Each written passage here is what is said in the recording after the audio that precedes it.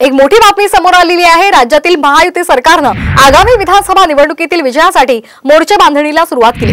त्याचाच एक भाग म्हणून मध्य प्रदेशच्या धर्तीवर महाराष्ट्रातील महिलांसाठी नवी योजना राबवण्याच्या हालचाली आता सुरू झाल्यात। या अंतर्गत गरीब महिलांना दरमहा 1200 ते 1500 रुपये दिले जाण्याची शक्यता आहे। मध्य प्रदेशच्या धर्तीवर राज्यामध्ये महिलांसाठी योजना तयार करण्याचं काम प्रगतीपथावर असल्याची सूत्रांनी माहिती दिली आहे। विधिमंडळाच्या पावसाळी अधिवेशनामध्ये याची घोषणा होणार असल्याची माहिती सूत्रांनी दिली आहे। जर ते सक्सेसफुली करू शकत असतील तर त्यांनी याच्या आधी का नाही केलं?